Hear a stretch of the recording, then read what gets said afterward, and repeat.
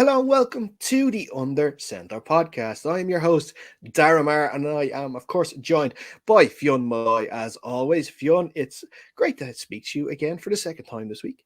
Yes, I'm finally back in the rhythm now, getting in some regular shows. I know our loyal fans were missing me. They had to suck up and live with just Wait, you well, and Jake for a while. hold on. Fans? Fan. Our Get it fan, right. Get it right at the start. our mammies were sick of listening to Jake, so I think they're all happy that Fionn's back on the show more regularly. Excellent stuff. Yeah, you are getting the reps in this week and you're getting back into the swing of things after Christmas. We are, of course, looking ahead to Championship weekend. The AFC and NFC championships will be decided. We'll know who's going to be in the Super Bowl this time next week. We are delighted to welcome back in the first part of this show, Sam Farley to the show. Sam, it's been a couple of weeks since we spoke to you. How are you? Yeah, I'm great. The football has been even better than I could possibly have hoped.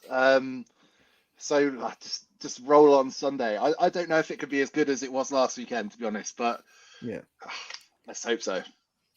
Now, me and Fionn had a bit of a debate on the show earlier on this week when we were looking at it, and I made the argument that this past weekend wasn't the best divisional round ever in the playoffs. I made the argument that it was the best divisional Sunday of the playoffs ever, because I'm still yet to be convinced that the games on Saturday were great finishes, exciting endings, and exciting for the teams that won. Obviously, both surprises, but maybe the play in the previous 50 odd minutes maybe leave a little to be desired, especially in that game in Lambeau. Yeah, I think you're probably right there. The endings of those games were magnificent, and I think that's probably like everything in this sport. You've got to finish strong, and I think in our minds those games are kind of fantastic. But in reality, I know in one of my group chats I was saying how boring it was at one point in the Bengals Titans game actually, and I do think maybe those finishes have kind of given us a bit of a glossy sheen to what was maybe not the best start. But I will say, in hindsight, including those endings, I did enjoy it. And the other thing I thought was brilliant about it is every game through Saturday to Sunday was better and better and better and better. Yeah. Which was like a great kind of crescendo. I didn't think that Bucks game on Sunday could be topped, and lo and behold, it was. It was just what a fun weekend.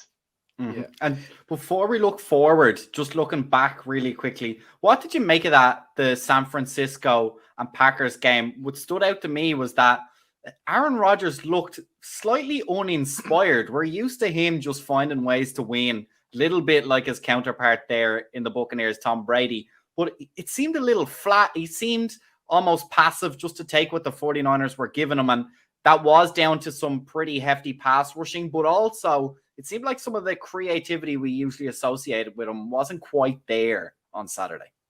Yeah, let's not take anything away from the Niners. I thought they were great, especially defensively. But interesting the Brady comparison, because one thing I noticed when we were watching Brady almost inspire a comeback on Sunday was he was getting everybody involved. That entire offense was seeing the ball. He was throwing it to guys that he barely knows. Yet Rodgers, it felt like it was Jones, it was Adams, no one else was getting a look in.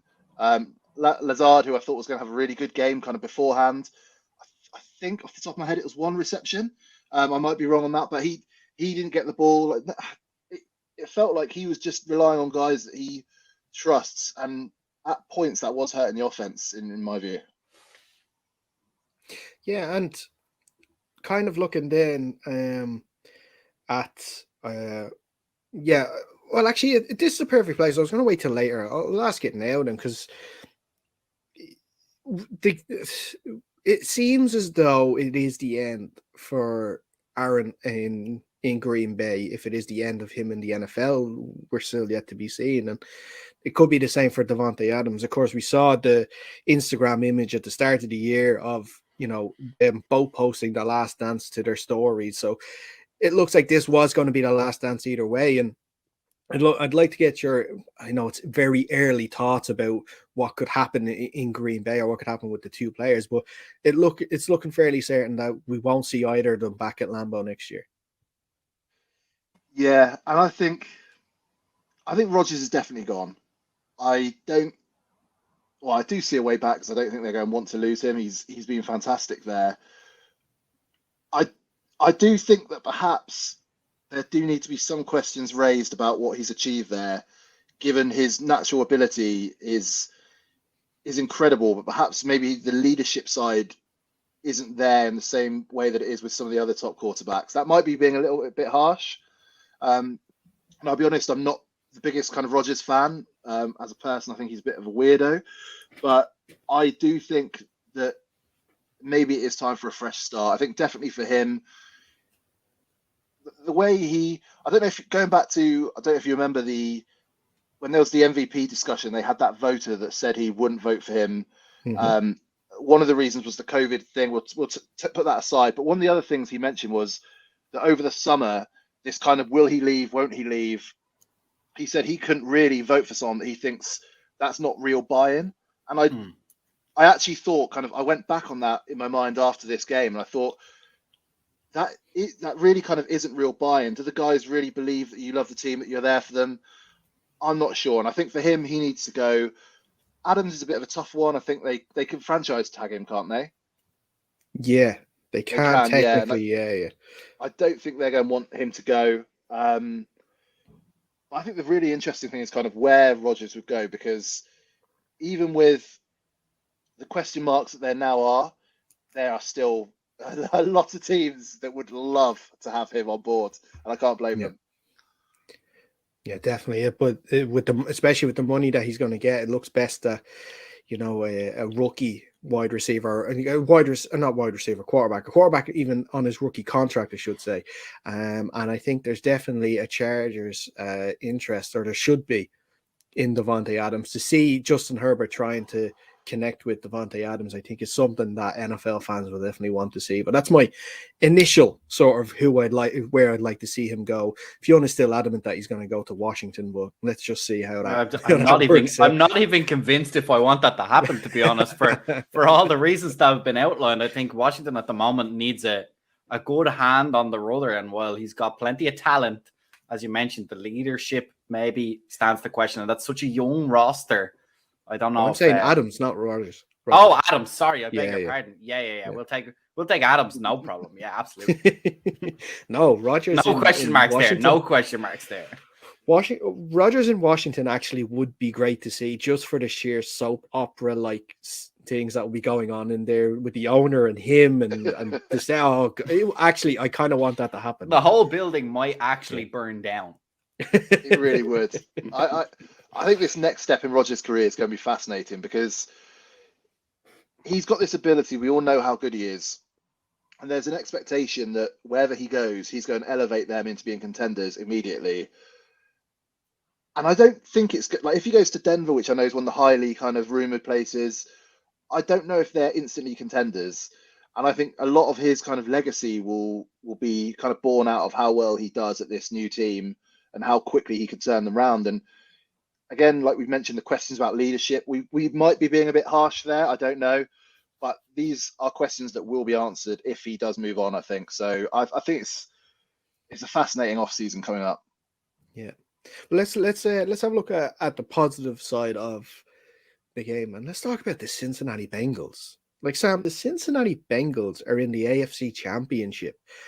How did we get here? I mean, we got here with one guy, Joe Burrow, and that does disservice to the receiving core. I thought the Bengals defense were actually really good on the day as well. But what he has is, I mean, you talk about leadership. This is a guy, he's second year in the NFL. All those players are buying into Joe Burrow. I think the commentary team were mentioning that players want to go to Cincinnati now just to be with Joe Burrow. And you can see that. This is a guy who, I mean, you look at him, he looks like a kind of bit dorky, a bit kind of odd, but yeah, he's the coolest, calmest, like most sick guy. Like, he is he's just a pleasure to watch. And when you see him kind of talking in these interviews after the game, he's got a real charisma. We know he's a great player, and the buy-in is absolutely strong there. And I think the coaching job's been good. They've done really well putting talent around him. They've somehow got to this game despite having an offensive line that aren't really that good. I mean, if they fix that in the offseason, they are right up there as kind of favourites, I'd say.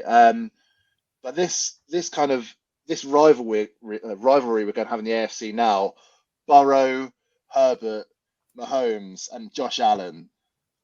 I mean, these four guys it could be a historic rivalry, I think. But yeah, that's it ultimately. I think it is Joe Burrow has to take a huge amount of the credit here, and he's been absolutely superb, I think. Yeah. And of course, there's also Lamar Jackson, if you want to add him in as well on the AFC side, that can really make things interesting for the next couple of years there too. Obviously, providing he gets his contract situation sorted with the Ravens, which we all hope he does, and he probably will. Yeah, let's have a little chat. We chat a little off air as well about it, but let's have a little chat about the Chiefs and the Bills then, and sort of look ahead for the Chiefs then in this game against Cincinnati, because like for all intents and purposes, and people probably would have seen a few of the videos of Bills fans celebrating after that touchdown, thinking they won it with 13 seconds left. You know, it didn't think that it was going to happen late on Sunday evening, and it obviously it's changed, and we have the Chiefs here now in this game. An interesting point, and I mentioned it on our show on Tuesday as well, that the offensive line seemed to cripple a lot in that game against the Bills. The Bills pass rush were getting through, if only for Mahomes' elusiveness, sort of saved them.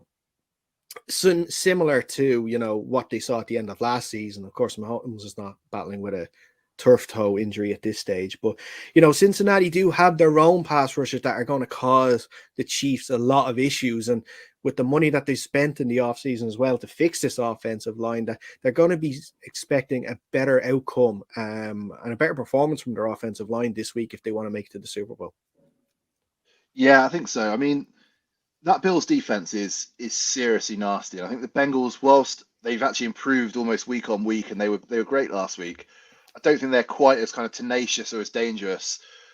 But that doesn't mean they're not going to get through, and they will have opportunities against that Chiefs offensive line. But if Mahomes plays like that, I can't see them not winning. I thought that was one of the best quarterbacking displays I've seen in however long. That pass just to Kelsey kind of right near the end to put them in field goal range. Just hearing the inside the huddle stuff, just hearing kind of his audibles and hearing what's going on.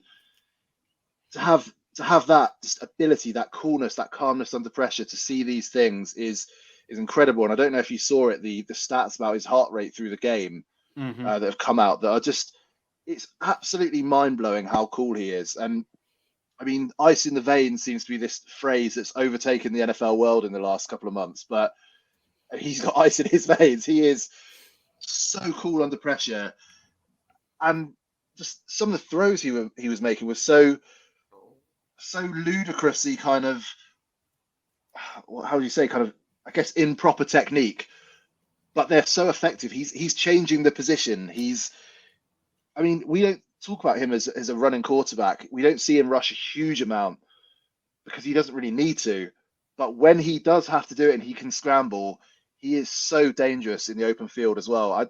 I just think he's playing at such an incredible level, and it's really impressive given the start of this season when we were kind of questioning whether maybe he was kind of plateauing a little and whether the team was really working properly. But they've done, whether that's just Mahomes, I think Andy Reid probably has to take some credit there. They've done a really fantastic job rejuvenating their season, and they look, to me, I think it's, I mean, I've been backing another team the whole way, so I'll pick that up. I'm sure we'll talk about them in a minute. But I mean, the Chiefs look hard to beat right now. So just Sunday's going to be an incredible game. I think just it looks like it could be another just offensive gunslinger, just free for all, and I'm here for it. Do you think Edwards-Helaire is going to cause the Bengals a lot of problems We saw in the game, he wasn't used a whole lot. I think he only had 6 carries total, but he had somewhere around 60 yards off those 6 carries. And they used him right in that kind of third quarter where they were up and they were trying to take some time off the clock and how effective he can be. Do you think he's going to be so important to keep these Bengals defensive linemen just a little bit honest and just maybe take them a half a step slower to get to Mahomes?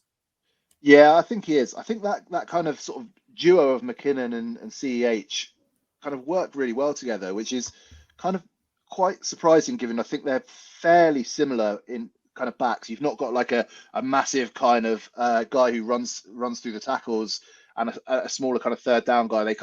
They're both on the slightly kind of smaller, undersized side of things, but they're both incredible. McKinnon, this rejuvenation he's had in his career, it's been fantastic, and he fits that offense like a glove. Edwards-Helaire, I think he's been very unlucky in his career so far. He started obviously brilliantly, and I think there is a real player in there, and I think he could be a guy that kind of really grows as this postseason does and could end up with having a kind of monster game in the Super Bowl potentially.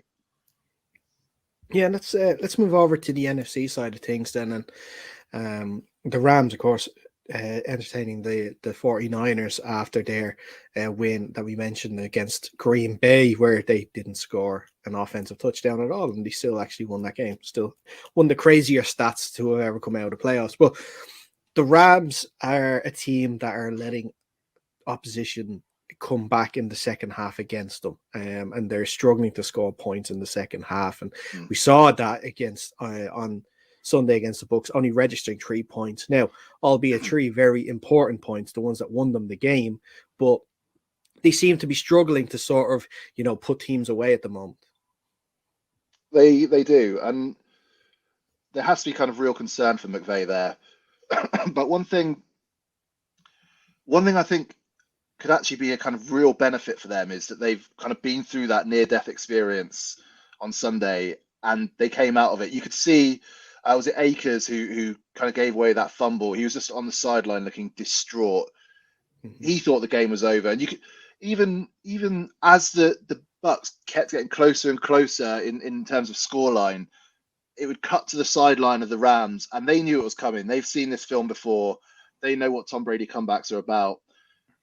And they were strong enough to be able to withstand it. And Matthew Stafford and Cooper Kupp to be that clutch at the end of the game and actually kind of effectively win it by getting them in a field goal position was fantastic. And I actually think this is a huge moment for them, because I think those players in their heart of hearts, they definitely won't be admitting it to the cameras. I think they thought that game was getting out of their hands and they were going to lose. They didn't lose. They stood strong. Matthew Stafford really kind of showed up when it really mattered, which I know is something that's kind of been questioned of him previously in Detroit. I think that could be a real defining moment for them in their season. I hope it is. I really like McVay, but I think they're probably the favourites over the Niners. But they are going to have to stop this kind of giving teams a chance thing, because if it doesn't cost them against the Niners, it is going to cost them when they come up against someone like Patrick Mahomes or Joe Burrow. Well, they've struggled against the 49ers for no apparent reason. Like, as good as the 49ers are, I don't think anyone would necessarily compare the two rosters on paper and expect that. What do the 49ers need to do to keep this streak alive? Because we know how formidable that Rams offense can be, and also that defensive line in particular. I think they need to just keep on doing what they're doing, really, and just supersize it. The defense for the Niners has been absolutely lights out. The pass rush is phenomenal. They, like Fred Warner, we didn't know if he'd even play because of his injury in the previous game. He absolutely turned up. I just think I don't think they've got quite enough in terms of quarterback to kind of push them over the line. But they need to be innovative, which we know Kyle Shanahan is. They need to get Deebo Samuel on the ball, whether that's in the backfield or receiving. They need to use these playmakers and really cut the Rams open. But it's going to be so hard. I think one thing we will see on Sunday is some deep playbook stuff that we've not seen all season. I'm sure, they know each other well, the head coaches. They'll be kind of planning little things, and I think it's going to be a really fascinating game. And they need to, for the Niners to win, they effectively their pass rush needs to be monstrous. They need to stop the Rams running the ball, and ultimately they need to stop Aaron Donald, because on Sunday, I think one of the key things everyone was saying about 3/4 of the way into the game that kind of got lost by the end of the game just because of the drama of the comeback and Brady's kind of performance in it was how dominant Aaron Donald was. Like he is. I think he's the best player in football. Period. I think he has been for a while now. And when you have a guy like that capable of so much destruction, it just helps everybody else. You had Von Miller it looked like it was 2014, 2015 again. He was playing fantastically. The rest of that line was looking really good. They have to stop Donald, and that's a far harder thing to do than to say. But it's going to be really interesting to see how they kind of scheme around Aaron Donald, I think. But if there's any offense that can do that, it is Kyle Shanahan's offense. Yeah, that's it. And I think the right side of that 49ers line is going to have to sort of pull something out of the bag for this game, because with Trent Williams there on the left, you're kind of set in that way. He is one of the better ones, despite the strangely enough that Shannon putting him in motion a couple of times in this playoffs, which has been pretty weird going from left to right tackle in that Cowboys game, actually causing the false start, which almost lost them the game in the end. But yeah, interesting. The 49ers, you mentioned about their defensive line and how they're going to have to really get pressure on Stafford. Leading into this game, because Andrew Whitworth didn't play last week. He was replaced by Joe Noteboom, I believe it was, and he's also questionable now heading into this week. So that left side, that blind side of Stafford now on that line is becoming thin, which could be an issue, especially with someone like Nick Bosa or an Eric Armstead or I'm trying to think of Omenahu as well, and Arden Key as well. There's been these sort of part players on the defensive line for the 49ers that are really excelling, really playing well. And of course, you've got the likes of Armstead and Bosa who are continuing to, frighten offensive lines too. Yeah, it's going to be a really interesting one. That you've got to hope they can kind of heal up the Rams, because if they don't, there is going to be problems. And I think Bosa is, Bosa is incredibly dangerous. We've seen that kind of in his short NFL career already, and he's a guy that when he gets going, the crowd get going, it G's up the whole team, and he kind of has that kind of leadership aspect on the defense that I think could really fire them up and cause problems. Ultimately, they're going to have to get Stafford releasing the ball nice and quick, lots of slants from the receivers, and just kind of get their way up the field. So we might have to see the Rams do a few things that they might not usually do. But I think it's going to be fascinating to see, and I feel like my heart says the Rams, but I'm still not totally confident, because I do think what's been impressive about the Niners, Salah's left, and I thought their defense would kind of take a bit of a hit this year, but if anything, it's just got better. They are monsters ultimately, and it's going to be a real tough one. I like it. I'm repeating myself here, but I just don't know who's going to win this one. I know. Just before we move on, and I know you've addressed it a little bit, but I want to get your clear thoughts on it. Is one of the limiting factors for this Rams team and going to the Super Bowl, do you think it's Matthew Stafford? This is new territory for him, obviously playing on the Lions for so long. He's had some fantastic games. We know he has a great connection with Cooper Kupp. He's set all sorts of records this season, but he's also had some pretty terrible games, and it doesn't seem to be any particular rhyme or reason to it. So will his performance on Saturday, how much of an impact, of course it'll impact, every quarterback does, but how much of an impact do you think it'll have on this game? Yeah, I think this is a guy who who's kind of been questioned in Detroit, and a lot of analytics guys this season for the Rams have kind of made comparisons with Jared Goff. Is he that much better? I think he's considerably better, but there are a lot of kind of analytics guys who think there isn't a huge amount of difference. I think ultimately you need to see from him this week the intangibles that kind of put him over that threshold. I think we saw that down the stretch against the Bucks. That I've mentioned it already, with that kind of clutch play to Cooper Kupp, the way he kind of got that offense on his back and really drove them forward, I thought was fantastic. We need to see that Matthew Stafford. We can't see the one we've seen like you mentioned, at times this season where he's played 3 or 4 great games in a row, you're expecting another big one, you put him in your fantasy team, and he throws up a horrible result. And the kind of worrying thing is, as he mentioned, this isn't something you can necessarily predict, which is a serious concern. But this is the time for Matthew Stafford now. There probably isn't going to be a better time than this. That roster is kind of stacked to go all in. The Packers have gone home. If he's going to get his ring, that I'd love to see him get, because he seems like a genuinely nice guy and he had to suffer in Detroit for all those years. If he's going to get it, it's this year. And I think this is the season that defines Matthew Stafford as a quarterback, ultimately. Yeah. And this is the thing, though, that I guess is not maybe talked about a lot, is this is going to be Matt Stafford's furthest venture into the playoffs ever as a player. And, you know, you can say that you have the talent and everything like that, but, you know, nerves are going to be a thing. They naturally, you're going to be a little nervous thinking, I'm one game away from the Super Bowl. I also have the weight of LA on my shoulders here, because thinking I'm the guy to bring them this ring. And, you know, it is going to take a fantastic performance. And like you mentioned, Sam, that there are weeks where he has just, he can't, there is chances that he can stink out the place. And, you know, with that coupled with the expectation with this big game, you know, there is a lot of things, and it's going to take a big mental effort as well as a physical one for Stafford in this.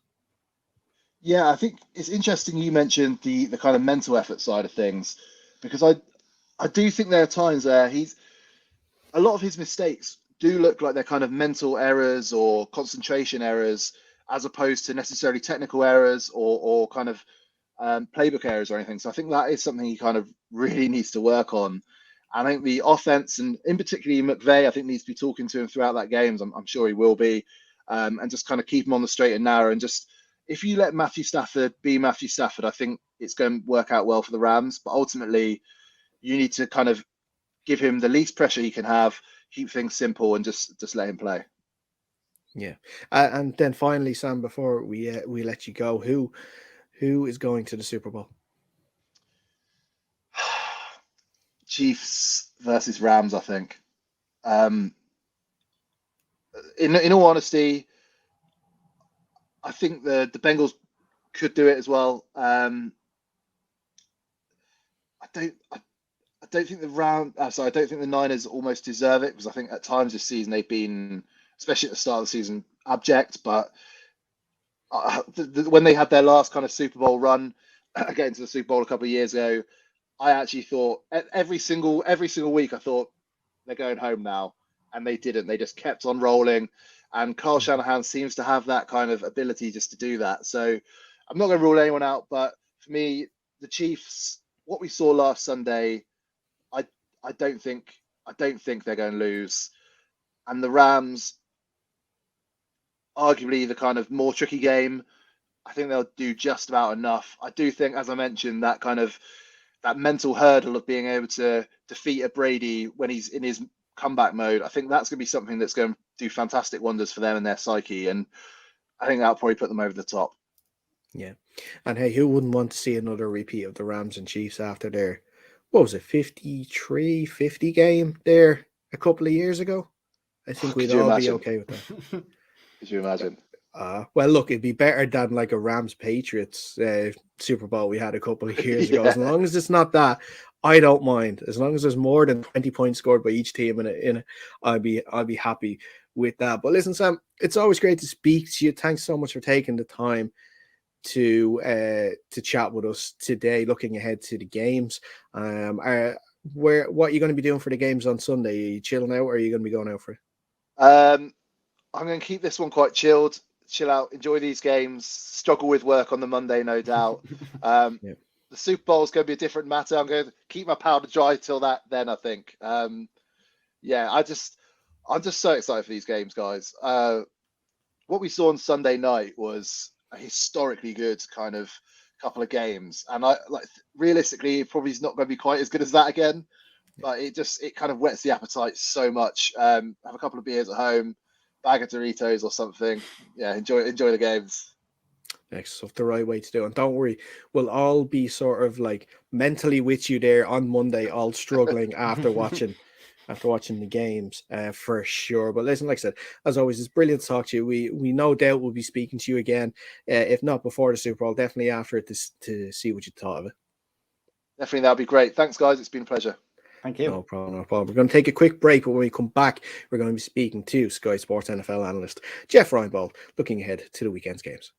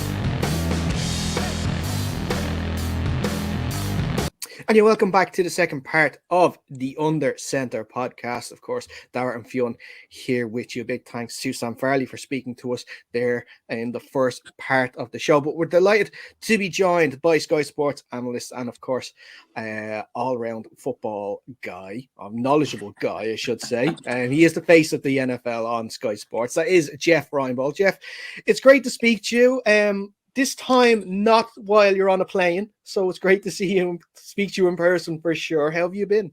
I've been really good, Dara. It's been such a blast to be over here. I love coming over here because it really connects me with my roots. You know, I came to Europe the first time in 1995 when we restarted NFL Europe, and it's so amazing to think about how much the game has grown. And I'm not talking about just the viewership on TV. I'm talking about the knowledge of the game, the number of kids playing, the European kids that are really true European kids that are now playing in the National Football League and have played in the National Football League. And, you know, it's so, I was telling Fionn when we were off camera that I'd come to, it was 2010 or 2011. I came to Dublin. I had a friend who was the head coach at Trinity University at the time, and he asked me to come over and do a thing for the coaches, and I did. And then we had a practice the next day, and it was, you know, just an hour and a half, 2-hour practice. And there were kids who drove from Belfast, from West Coast of Ireland. They spent twice as much time in their car as they did on the field. And just the way that they loved the game was so refreshing and so wonderful. Because frankly, it reminded me of what a lot of us were like when we were young kids and fell in love with the game for the first time. Yeah, it's super fanatic over here, super old school. Weeds out the guys who are really interested in doing it and takes a lot of your time. So we really appreciate any time guys like you come over here, Jeff, and share your knowledge with us. Have you had a chance to travel around any other parts of Ireland, or do you tend to be in Dublin when you're over here? I've been in Dublin. I've been in Belfast. I have when I was in Dublin, we took a bus tour and went down to it was like the craziest place I'd ever seen, where they used to cut sod in the old days to keep their homes warm, right? Mm-hmm. And every place I've been in that country is absolutely beautiful. But, you know, I don't believe in, you know, the bucket list thing, like, because that sounds too morbid for me, right? So to me, one of the things I really would like to do at some point in my life is take a drive along the West Coast, and because it looks absolutely breathtaking. Well, if you go west, you'll find it's not old school. They used to cut turf down there. They still do that, especially out west in the bogs. So it's a different kind of lifestyle over there than it is in Dublin. I have to tell you that. Well, you know what? I'm a big surf guy, right? And I love being in the water. But I watched this show. I get the Surf Channel at home, right? And I watched this show, and it was about guys who surf in cold weather. right, and cold water. And these crazy people were out on the West Coast. It's the North Sea, dude. I mean, that is not the South Pacific. And they got they got wetsuits on that. It was like, I'm watching them do it. And I'm saying, I love to surf, but I ain't surfing in that water. No way. I don't blame you. I won't even go in for a swim in that water now, let alone going surfing in that for sure. But yeah, as Fionn mentioned there, you are coming over the 5th of February for a workshop here, as in collaboration, of course, with American Football Ireland, and we're really excited to have you over. Is there any sort of details that you can let us know about what sort of workshop you're going to be doing? Well, this is kind of a, I guess, I don't know what you call it, but like Mike, my engineer that does Coffee with the Coach with me, Mike McQuaid, and he's the Irish guy from Belfast, and we were talking. I said, Michael, let's do a show in Dublin. Let's do a live show. And, we're fighting all the COVID stuff, and we don't know if it's going to happen, not going to happen. And finally, a week ago, we said, okay, let's approach the federation in Ireland and say, we'll come over and do a clinic for the coaches and players and anybody else that wants to come. And men, women, girls, boys, don't matter. And no matter what your level is, or as long as you just want to learn or love football. And the people at the federation jumped at it. And now we keep having to find bigger rooms because more and more people want to come. And the whole purpose really is, it's so important that we give back, right? And football has done so many things for me and my family that when you have a chance to give back, you got to do it, right? Because who's to say that there's not going to be some 10-year-old Irish kid that was just like me when I was 10 years old. And, so if we can help grow the game, shoot, that's awesome. Yeah, and we will, of course, if anyone is interested after the show today, if they want to get a ticket for it, we'll put a link on our social channel so you can, of course, get your ticket. Only €5 as well for a 3-hour workshop. It's going to be definitely worth it. But hey, Darren, and I think it's important to understand too that $5, everything we make, all the proceeds go directly back to Irish football. I'm not making a penny. I don't want to I'm not interested in that. The whole process was to create an environment where we can help grow the game and hopefully help finance, even if it's just buying equipment for one kid or one team or whatever it is. The federation will figure that out. But, it's a way to, as I said, give back. Excellent. And that is brilliant, especially like in these tough times where, as Fiona and myself can allude to, because we've been part of it, that the last 2 years of not having a league has been quite tough on teams, losing players and maybe some not coming back who were previously on the team as well. So, and the fact that we can hopefully get a season this year, and then if we can sort of, like you're saying, have a workshop with yourself where it will increase our knowledge of the game, and also it helps give a little back in terms of on the financial side to help the league keep the league going. It's always a positive to help grow the game. Yep, no question, and I appreciate you guys helping us with all of it. It's no problem at all. So let's actually move on then to the stuff over in America then, and we had our show on Tuesday and we sort of went in depth on the divisional round, and we won't spend too much time on it, but there was a question that I asked Fionn, and I'd love to get your take on it, and it was to do with the Bills, because as we had read leading up to the game on Sunday against the Chiefs, that the Bills had built this roster to beat the Chiefs, obviously to get over this hump of the Chiefs and to make it to the Super Bowl, which now they haven't done again. And with the potential coordinator turnover, and of course in the front office too, with with was it Joe Shane? I think that's how you pronounce his second name is Shane, isn't it? He's moved on. Brian Daboll looks like he might be following him to the Giants. Leslie Frazier has had interviews for head coaching jobs, so it's not guaranteed that he'll be here next season. It looks like there might be an off season of change in Buffalo there. And the question I want to ask is, maybe do you think that Buffalo should maybe stop building the roster to beat the Chiefs, and start building a roster to make the Chiefs have to alter their game to beat them? Well, I think that's an interesting concept because, when you look, I agree with you 100% there that you guys are right on it. The Chiefs are the kingpins of the AFC. I think we've known that was coming for 4 years, right? I mean, this team's going to play in the AFC Championship 4 years in a row. So if you are another AFC team, you've got to look at it. If you want to go to the Super Bowl, you got to go through Kansas City. And the Bills, with the way they've drafted, they kept Jerry Hughes, who's a good pass rusher, but a marginal run player. They draft A.J. Epinesa out of Iowa to play on the edge.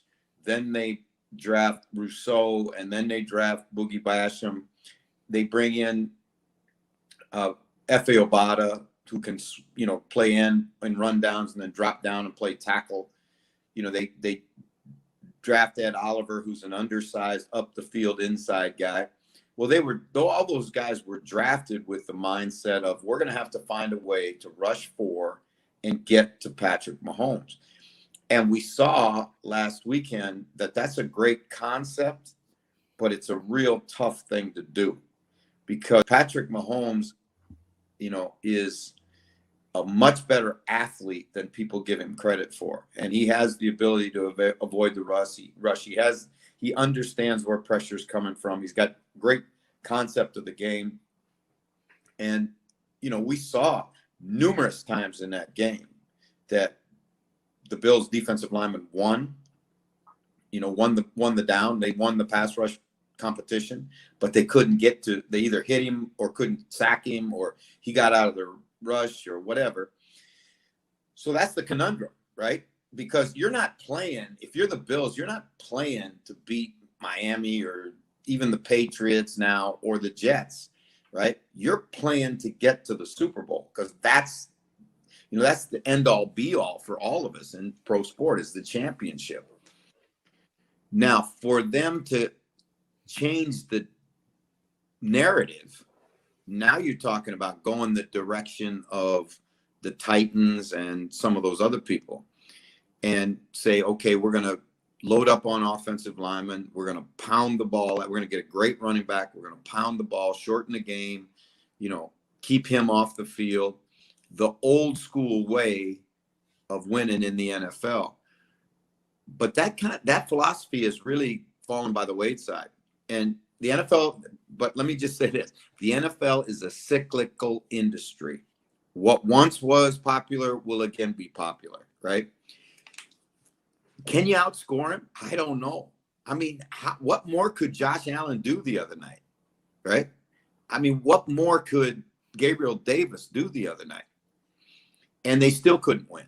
Now, the Bengals beat them by outscoring them, but that's a one-off. Now, let's see if they can do it 2 times in a row. So it's a really, really difficult decision that general managers and head coaches in the AFC have to make because until further notice, that the championship goes through Kansas City. Mm-hmm.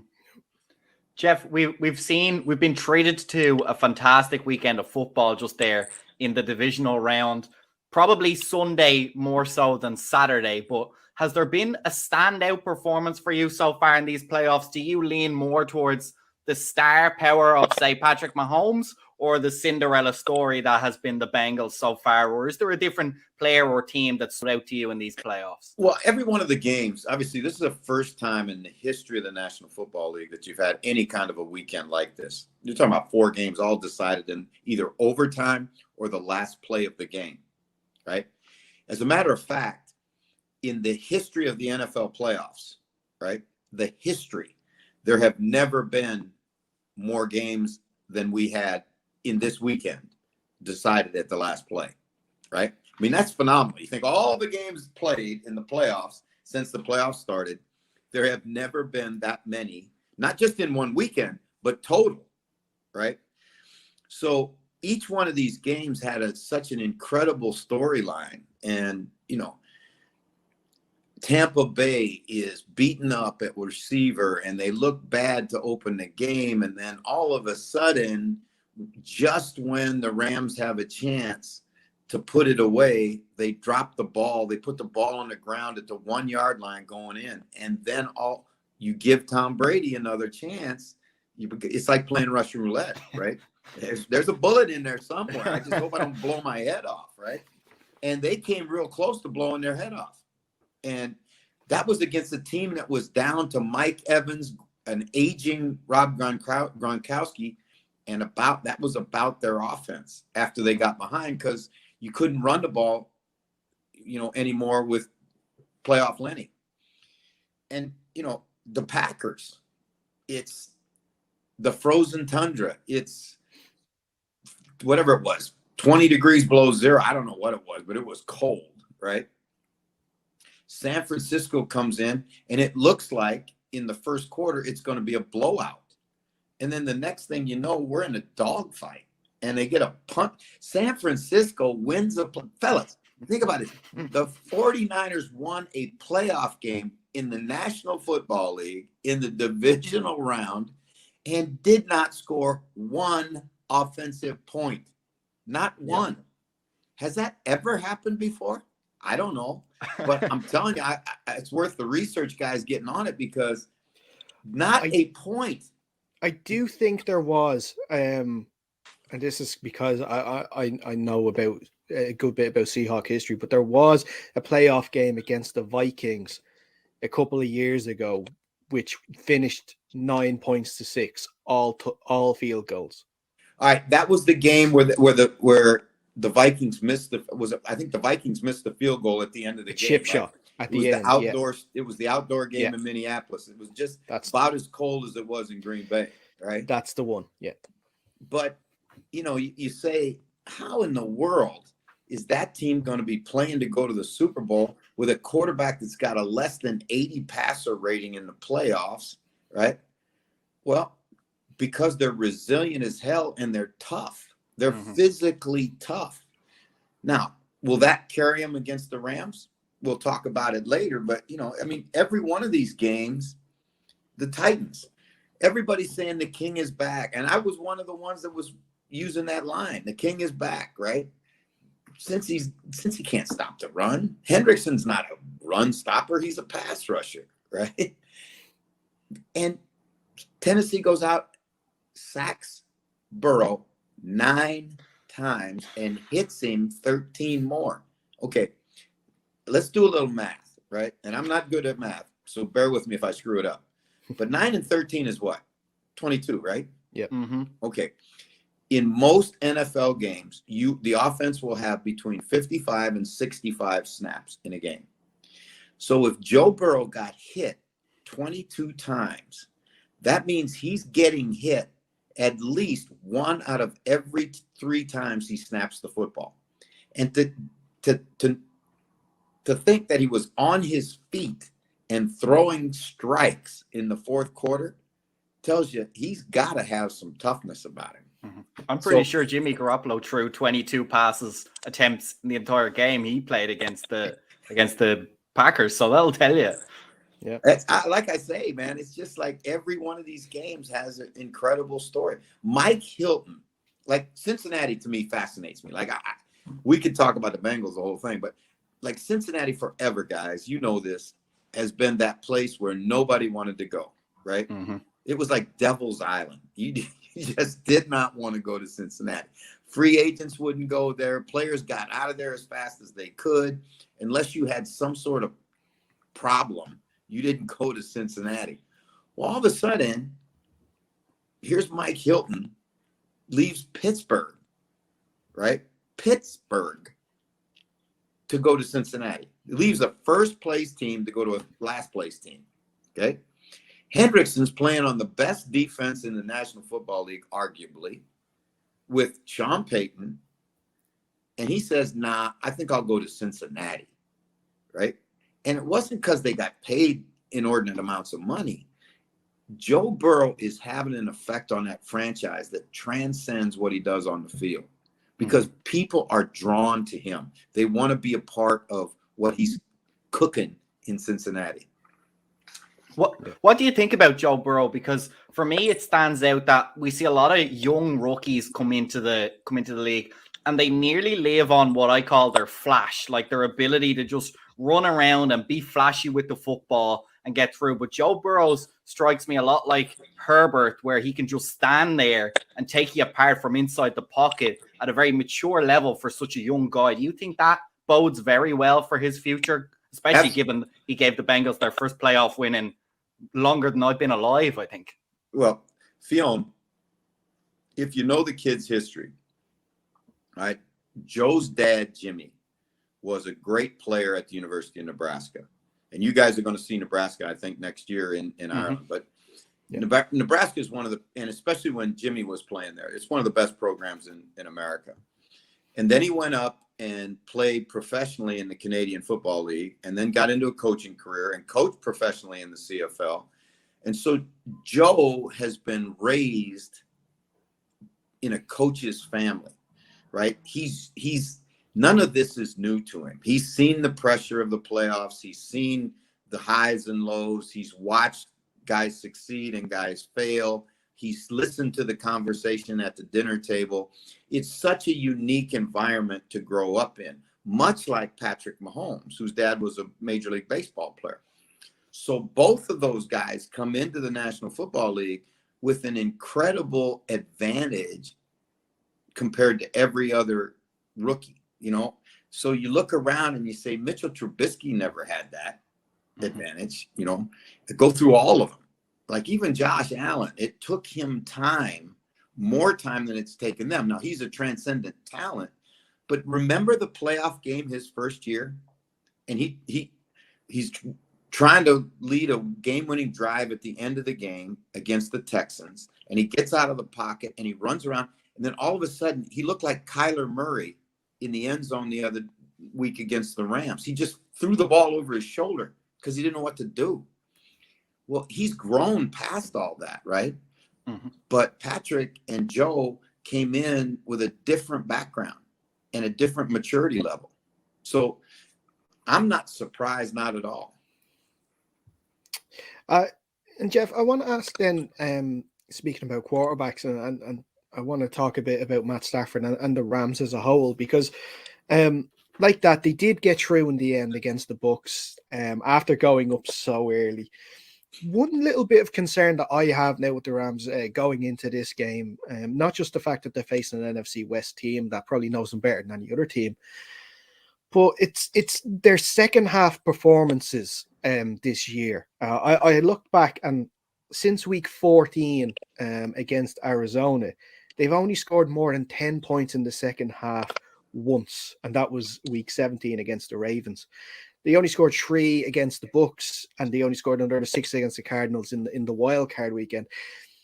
Is that something that they're going to have to get right ahead of this game? Because that was one of the reasons they lost their week 18 game and allowed the 49ers to actually make the playoffs, was because they were up big against them. And then they lost the lead, and then again lost in overtime. Daryl, you're exactly right, right? They've allowed teams to come back in game. They do not have, or have not demonstrated, because I don't want to say they don't have, but they have not demonstrated what we call a killer instinct, where you get a team down and you got a drive that you know will finish them, and you don't get it done. When they had this is a loser out game for the 49ers. They got the 49ers, their blood rival, on the ropes, right? It's like if we were boxing and you've hit me so many times that the only thing I can do is go to the ropes and cover up and try and make it through the round. That's what the 49ers were like at the end of the half. And what happened?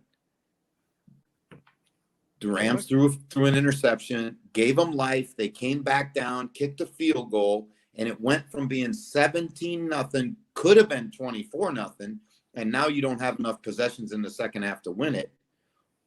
But no, it ended up 14-3, and the 49ers had a little bit of belief, right? What happened in Tampa? They're driving to finish the game, right? And Akers puts it on the ground at the 1-yard line going in. And then Akers puts it on the ground again when they're trying to run out the clock to finish the game. For a running back in that situation, you never take your hands off the football, 2 hands off the football when your tackler's around. You don't struggle for extra yardage. You don't do any of those things because that's when the ball comes out. Because you know that the defense has been coached.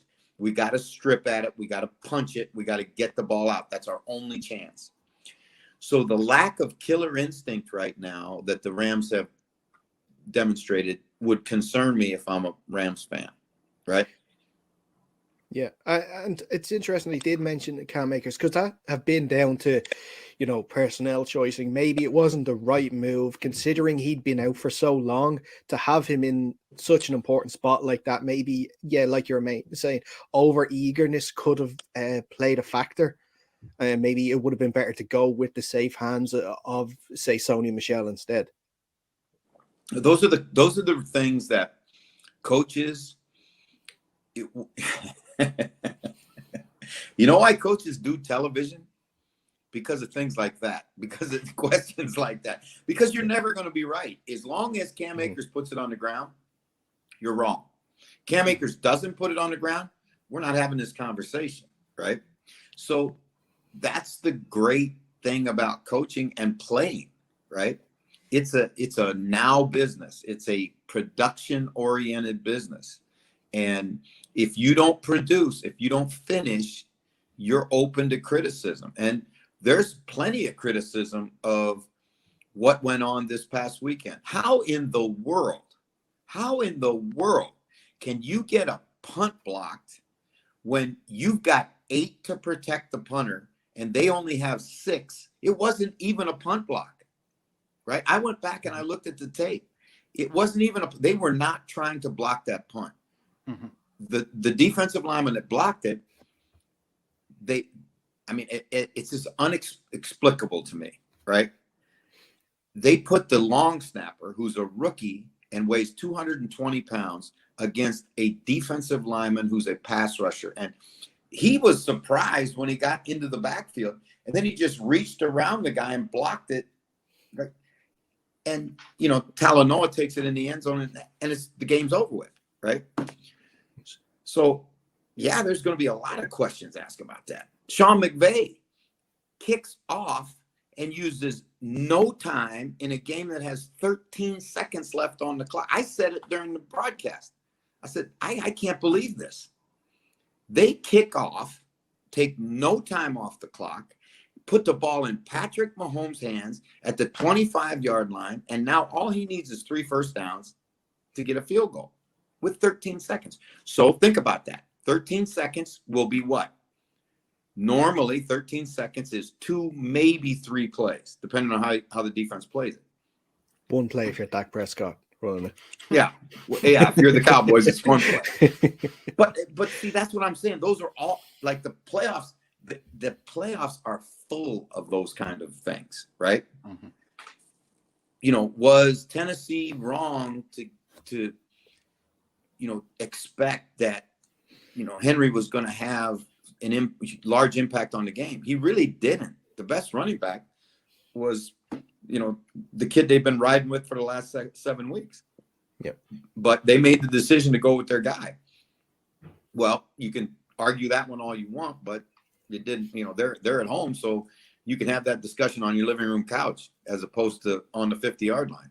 Mm-hmm. I think that's another one, like you said, Jeff, where if the Titans win that game, that's a great decision because now Henry's had a tune-up game before the conference game, but because it doesn't work out, you're under a little bit more scrutiny. Before we move on, I just want to ask you one more question about the quarterbacks. I think the quarterback who's had the most negative media about him of all the 4 that are left is Jimmy Garoppolo. Do you feel that's fair? I mean, sure, he's not maybe the most talented quarterback left in the division, but whenever he's under center for the 49ers and not injured, he seems to get the job done. He had a playoff run there a couple of years ago as well, and he never seems to get much love off the fan base and the media base there in San Francisco. No, I don't think he ever will. I don't think he ever will, because the reality of it is the style of quarterback that Jimmy Garoppolo is not what the fan base in San Francisco is used to, right? Mm-hmm. This is a fan base that grew up with, Joe Montana, Steve Walsh, Jeff Garcia. I mean, it was those, and Garcia in a lot of ways is like Garoppolo, right? Maybe a little more accurate, makes better decisions sometimes. Because it was interesting watching the game. We're watching the game because we get the feed from Fox, right? So Troy's doing the game, and you could hear in Troy's voice his frustration as a quarterback. Like the one time he said, Jimmy's got to know where to go with the ball better than that, right? Because it was one of those ones he kind of floated out there and it almost got picked off. And that's what everybody sees and gets frustrated with.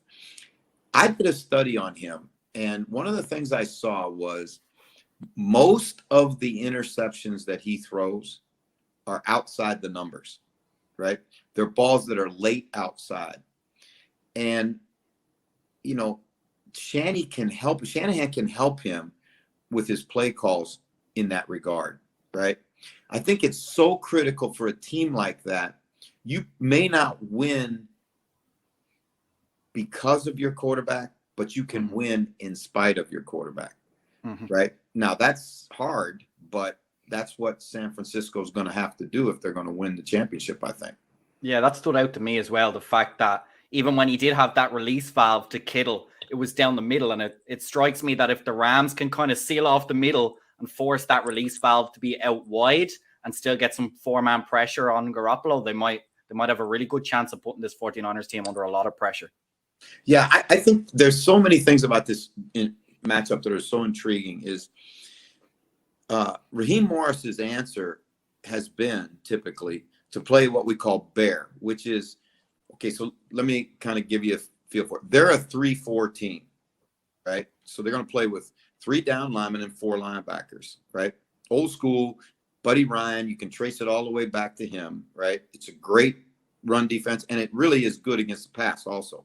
But the problem, and it's hard to, a lot of people won't play it anymore against all these 11 personnel sets where you got 1 tight end, 1 back, and 3 wide receivers, because if you play with 2 linebackers, then you can only play single high defense because you got to drop a safety down on one of those wideouts.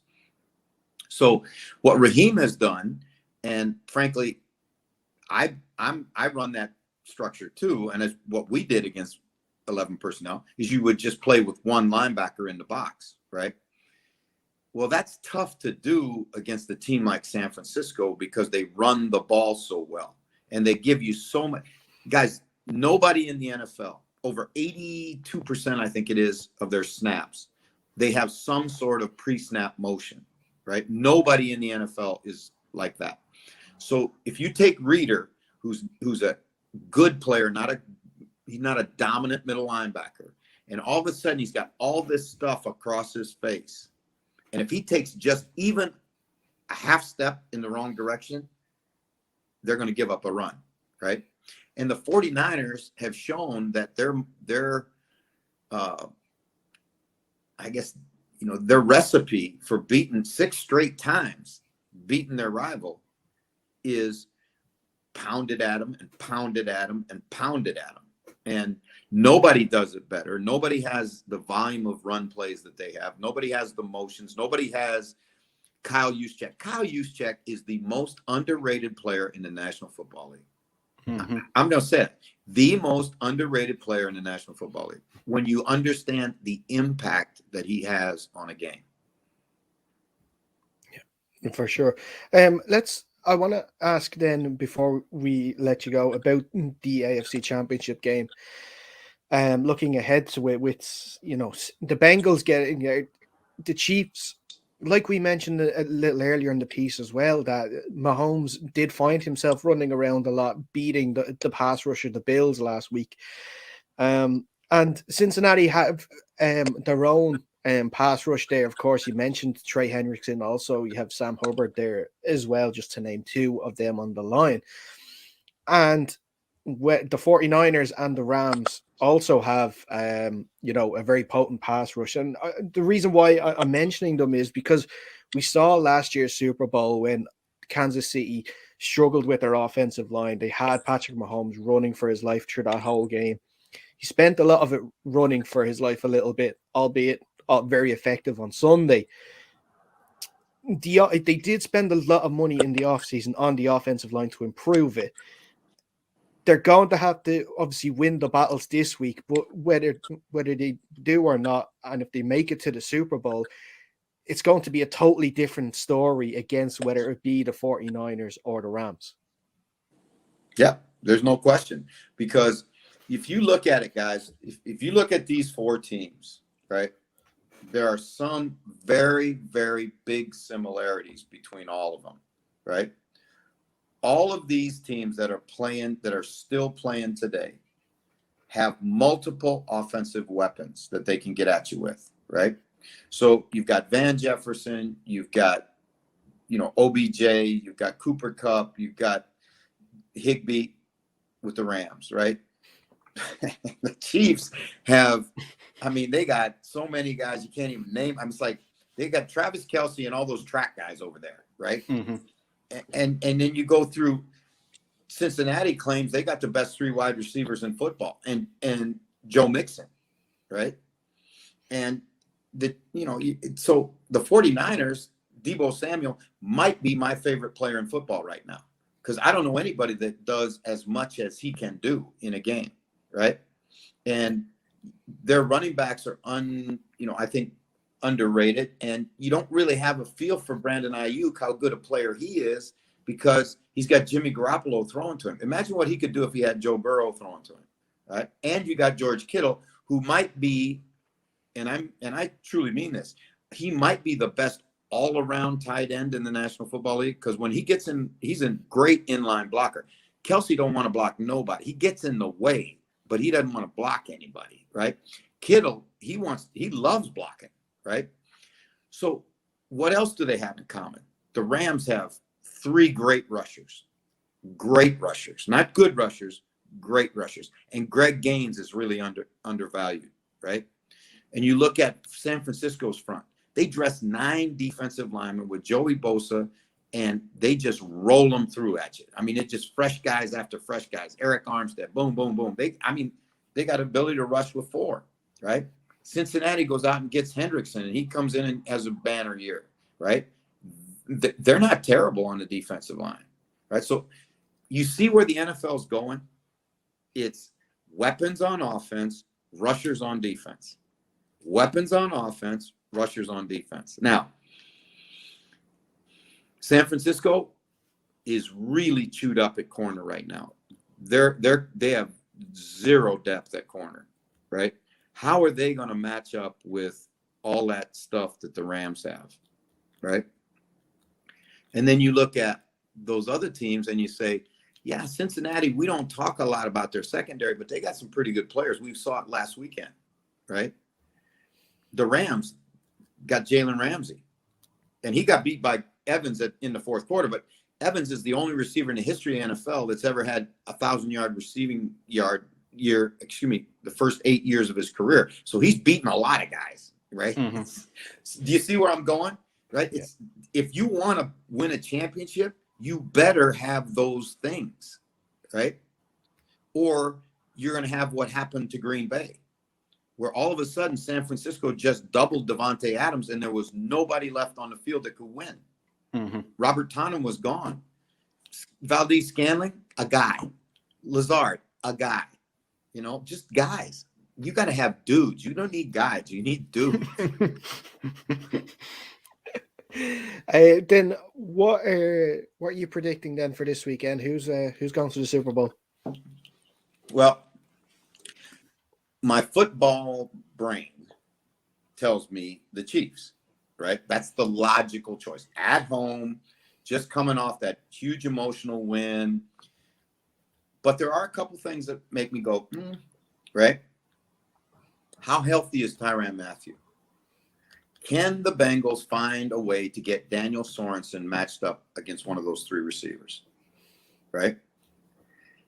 Then the other half of me says, can the Bengals protect enough to keep Burrow on his feet? That has the makings of a track meet, but I still think Kansas City will win. Then you go to the other game, and my question about this game is, if you punch the Rams in the chin, are they going to fight back? Because I'm going to tell you something. The 49ers are going to come out of that tunnel, and he's going to be talking to them all week long. We know who they are. We know what they're about. We've kicked their ass 6 straight times. And I'm going to tell you something.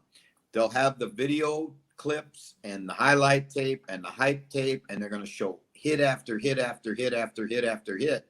And they're going to walk out of that tunnel, right, with the boom box and the whole deal, especially if Trent Williams is healthy.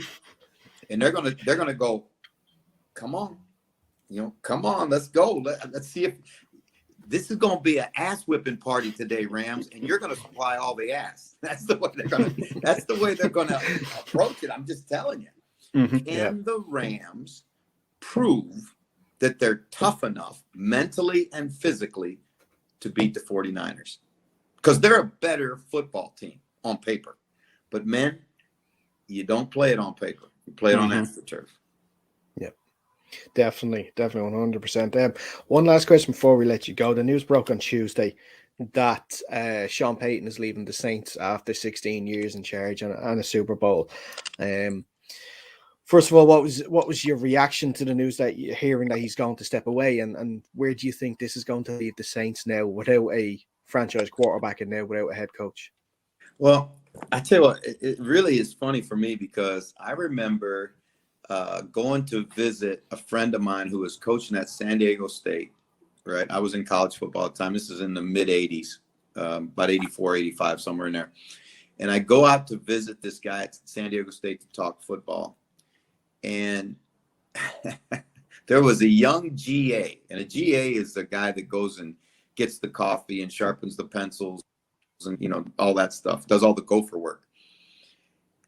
And we had stayed late in the evening, we were watching tape, and this guy was in his office eating order out pizza out of a pizza box and watching tape. And he was a young, bright-eyed, eager kid that really was just like almost in awe of the whole thing, right? Sean Payton. And now to think that he's stepping away from the game, it's kind of sad to me, really, because he's been such a great ambassador for New Orleans, for the state of Louisiana, for the Saints. Guys, remember when he came, the Saints, except for a short period with Jim Mora, they have been one of the worst franchises in the history of the National Football League, right? The first team to put bags over the head, they call them the Aints, not the Saints. It was a circus. And then he came in there, and all of a sudden it changed, and they became one of the flagship franchises. And he says he wants to step away, and I think he deserves that right. I truly believe, based upon the guy that I know, he's a coach, and he'll coach somewhere. And it may be Dallas in another year. If he steps away for a year, don't be surprised if he doesn't do a Bruce Arians. And I know there's a mutual admiration society between Sean Payton and Jerry Jones. Mm-hmm. You just broke Fion's heart there a little bit now, saying that he ended up in Dallas. You broke his heart. I'm a Washington fan, so yeah, if I can watch those guys down south suffer as much as possible, that makes me happy while we're struggling through our own thing there in Washington. You've been struggling for a little while too. We've been, for as long as I've been watching this game, unfortunately, Jeff, we've had, I think, 2 playoff appearances last season included. So yeah, I got in just as the year they drafted RG3. So I got maybe 2 good seasons out of him. And then we've struggled pretty much constantly since then, unfortunately. That's too bad, because if you were my age, you remember, John Riggins and all that crew, and they were nasty. I mean, the Hogs and all of that's a proud franchise, and it's really sad to see it be as down as it's been. And I think if anybody can get it back, Ron Rivera could do a good job with it. Yeah, and that's the word. It's not so much the football side; it's the rest of the culture side. Seeing that go down, I think that's the toughest for the fans. The football's cyclical, as you said, it's ups and downs, and I'm sure the team will be back on their feet soon. But it's unfortunate to have to see all that background stuff and things go on behind the scenes. That's not what football is, and it's not what the fans want to see either. No, you're right.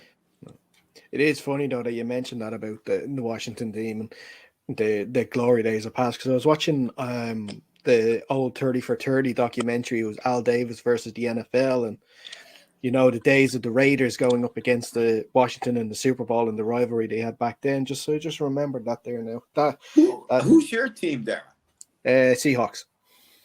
Oh, how'd you get to be a Seahawks? My first ever Super Bowl was 48 against the Broncos that I watched it, and all the talk coming into it was Peyton going to win it with the Broncos, and I was like, you know what, and the Legion of Boom, and I'm a defensive guy, so I like defense. Like, I like this Legion, the sound of Legion of Boom. I'm going to like Seattle. They obviously ran away with that game, and I've sort of been a fan ever since. But I like to say it's a love-hate relationship. They love to make me miserable, and I hate that I keep going back. So we'll see. It's going to be an interesting off season now for sure, to see if Russ sticks around and if he leaves. But well, we could do a whole podcast just on that. Yeah, I know. We'll wait for the off season for that one now for sure, because we've had you on for long enough, so we really appreciate the time, Jeff. Thanks so much for taking the time to speak to us. And listen, we will definitely have you on again to talk about Russell Wilson, see if he leaves the Seahawks in the off season. All right, fellas, no problem. Hey, I appreciate it. I appreciate what you guys do. You're doing a great job for football and football in Ireland. So keep it up, man. Hope to see you next week. Oh, we'll be there. We'll be there. All right. We'll be there. And if you can also be there if you get your tickets. Just either go to the American Football Ireland social pages, go to Jeff's Twitter if you want to as well, or you could go to Wares, and we will leave links for you to get tickets. So make sure you don't miss that Saturday, the 5th of February for the workshop with Jeff. Of course, the venue will be announced very, very soon indeed. So make sure you get your tickets in time for that. Fionn, thank you so much as always. Thank you.